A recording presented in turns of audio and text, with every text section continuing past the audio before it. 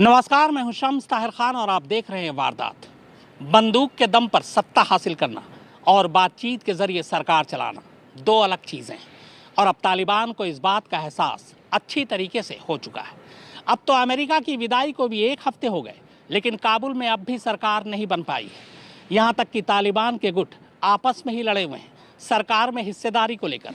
ऊपर से पंजशीर तालिबान के लिए अलग मसला बना हुआ है। हालांकि तालिबान ने सोमवार को दावा किया कि पंजशीर अब उसके कब्जे में है, लेकिन पंजशीर के लड़ाकों ने तालिबान के इस दावे को झूठा बताया है। इन लड़ाकों का कहना है कि पंजशीर अब भी आज़ाद है और जंग जारी। ये एक पर्दा तालिबान को बेपर्दा करने के लिए काफी है। ये तस्वीर झलक है आने वाली तालिबानी हुकूमत की और उस हुकूमत के कायदे कानून की। ये तस्वीर काबुल में मौजूद अफगान यूनिवर्सिटी की है। क्लासरूम में लड़के और लड़कियों को 2 हिस्सों में बांटकर बिठाया गया है और बीच में ये पर्दा डाल दिया गया है। टीचर ठीक बीच में खड़ा होकर पढ़ा रहा है, पर टीचर के खड़े होने का एंगल भी ऐसा है कि वो छात्रों की तरफ ही देखकर पढ़ाए, छात्राओं की तरफ नहीं। 15 अगस्त से पहले अफगान यूनिवर्सिटी के किसी भी क्लासरूम में ये पर्दा नहीं हुआ करता था।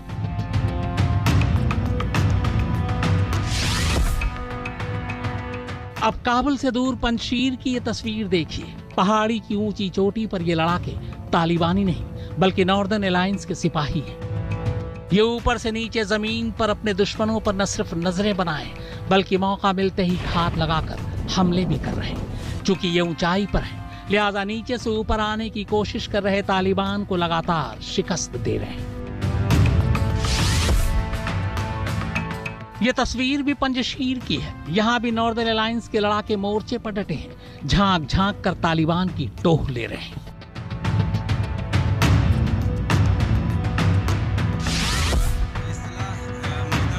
ये पंजशीर का मैदानी इलाका है। यहाँ इस वक्त 3 चॉपर खड़े हैं। बताया जाता है कि ये चॉपर अफगान के कार्यवाहक राष्ट्रपति अमरुल्लाह सालेह और रेजिस्टेंट फोर्स के चीफ अहमद मसूद के हैं, जिन पर फिलहाल तालिबान ने कब्जा कर लिया है।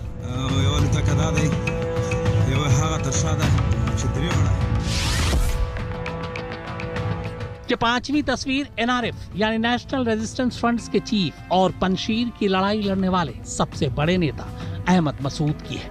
अहमद मसूद पंजशीर में ही लोगों से मुलाकात कर रहे हैं। खबर यह है कि वो किसी खुफिया ठिकाने से तालिबान के खिलाफ इस जंग की अगुवाई कर रहे हैं।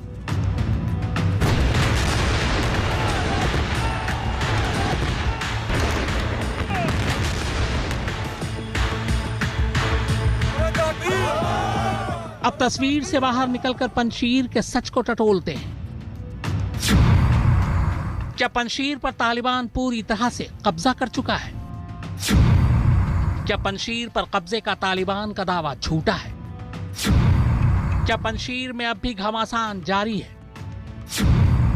क्या अहमद मसूद अब भी पंजशीर में है या फिर वो तजाकिस्तान से लड़ाई की अगुवाई कर रहे हैं? अफगान के पूर्व उपराष्ट्रपति और खुद को अफगान का कार्यवाहक राष्ट्रपति बताने वाले अमरुल्लाह सालेह ने क्या हथियार डाल दिए? क्या अमरुल्लाह सालेह की मौत हो चुकी है या फिर अमरुल्लाह सालेह भी खुफिया ठिकाने से अब भी तालिबान से लोहा ले रहे हैं?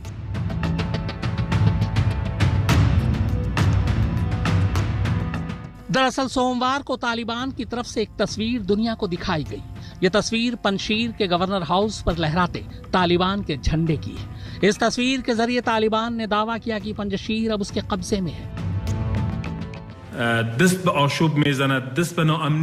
पंजशीर पर कब्जा होने के बाद विद्रोहियों की पकड़ खत्म हो गई। पूरा देश अब तालिबान के नियंत्रण में है। देश में जंग खत्म हो गई और अब अफगानिस्तान एक स्थिर देश बनेगा। लिहाजा तालिबान के इस दावे के कुछ ही देर बाद नेशनल रेजिस्टेंस फ्रंट यानी एनआरएफ ने तालिबान के दावे को झूठा करार देते हुए कहा कि उनके लड़ाके अब भी डटे हुए हैं और जंग जारी है। पंजशीर अफगानिस्तान के सबसे छोटे राज्यों में से एक है। इसकी कुल आबादी सिर्फ 2 लाख है। इस घाटी के बीचों बीच पंजशीर नदी बहती है और इसके चारों तरफ तकरीबन 9,800 फीट ऊंची पहाड़ियों की चोटियां हैं और बस यही चोटियां इस इलाके को सबसे मुश्किल बना देती हैं। इन चोटियों पर बैठे एनआरएफ के लड़ाके लगातार तालिबान को पीछे धकेलते रहते हैं। पिछले करीब 15 दिनों से जारी पंजशीर की लड़ाई में तालिबान के दर्जनों लड़ाके मारे जा चुके हैं।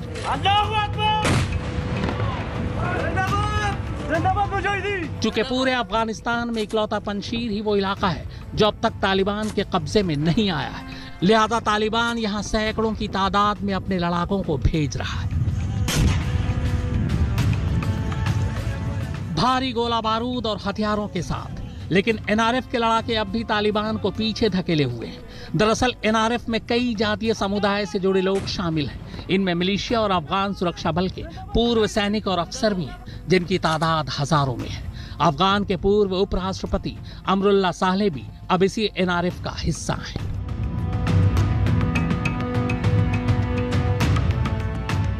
एनआरएफ की अगुवाई 32 साल के अहमद मसूद कर रहे हैं। अहमद मसूद पंजशीर के शेर कहे जाने वाले अहमद शाह मसूद के बेटे हैं। 80 के दशक में अहमद शाह ने सोवियत संघ की सेनाओं के छक्के छुड़ा दिए थे। 96 में जब तालिबान पहली बार अफगान में सत्ता में आया, तब भी अहमद शाह ने ही तालिबान को पंजशीर से दूर रखा था। हालांकि 9/11 हमले से सिर्फ 2 दिन पहले अहमद शाह की हत्या कर दी गई थी। खबर है कि अहमद शाह के बेटे अहमद मसूद पंजशीर में ही खुफिया ठिकाने से पूरी लड़ाई का नेतृत्व कर रहे हैं। हालांकि कुछ लोगों का यह भी कहना है कि वो इस वक्त तजाकिस्तान में हैं और वहीं से लड़ाकों को निर्देश दे रहे हैं। अहमद मसूद ने सोशल मीडिया पर बाकायदा एक मैसेज भी लिखा है, जिसमें उन्होंने साफ साफ कहा है कि पंजशीर पर तालिबान के कब्जे की खबर झूठी है, लड़ाई अब भी जारी है, हथियार डालने का सवाल ही नहीं उठता। अलबत्ता तालिबान के साथ सीज फायर को लेकर बातचीत हो सकती है। इसके अलावा अहमद मसूद ने इस सिलसिले में पश्चिमी देशों से भी मदद मांगी है। अहमद मसूद ने एक ट्वीट कर यह भी जानकारी दी है कि वो सुरक्षित है। इसी को कहते हैं ताकत। अपने धर्म के लिए लड़ो, अपनी गरिमा और अपने राष्ट्र के लिए लड़ो। इससे ज्यादा सम्मानजनक कुछ और नहीं है।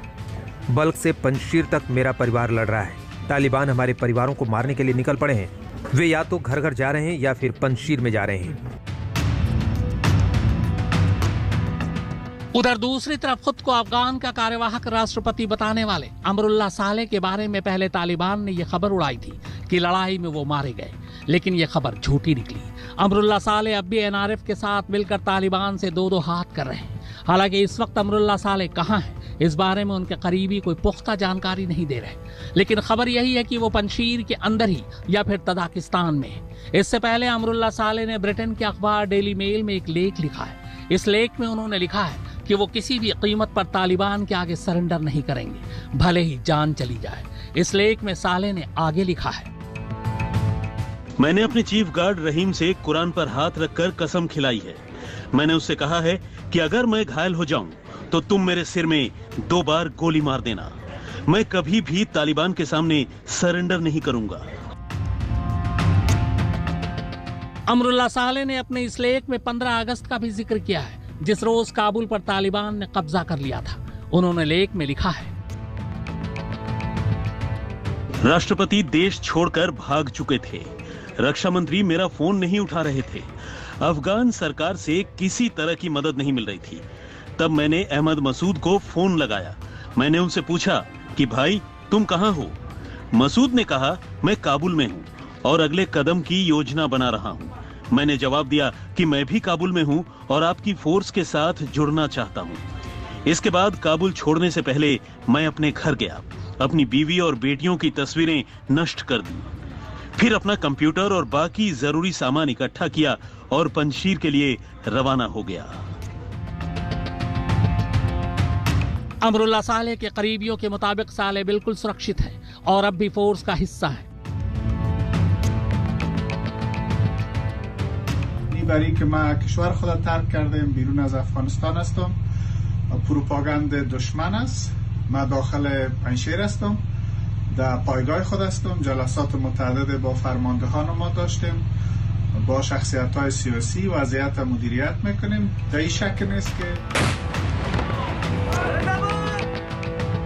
इस बीच ये भी खबर आ रही है कि पंजशीर में पाकिस्तान ड्रोन के जरिए एनआरएफ के लड़ाकों पर हमले कर रहा है। यानी पाकिस्तान खुले तौर पर अब तालिबान के साथ आ चुका है। इतना ही नहीं, पाकिस्तानी खुफिया एजेंसी ISI के चीफ फैज हामिद भी काबुल पहुंच चुके हैं।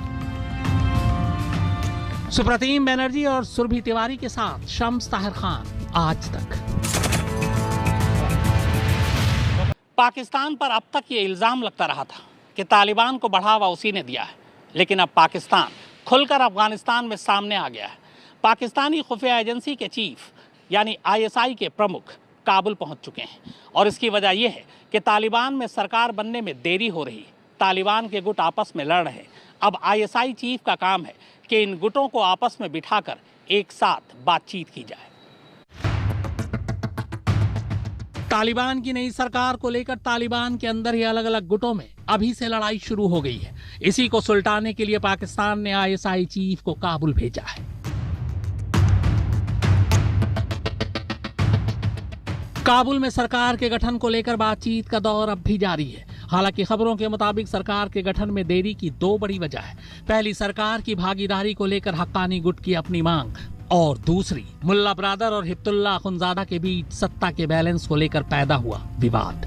हालांकि तालिबानी प्रवक्ता का कहना है कि बातचीत आखिरी दौर में है और जल्द ही सरकार बनाने की तारीख का ऐलान भी कर दिया जाएगा। वैसे खबरों के मुताबिक अंदरूनी लड़ाई के अलावा सरकार गठन में देरी की एक और वजह है पंजशीर।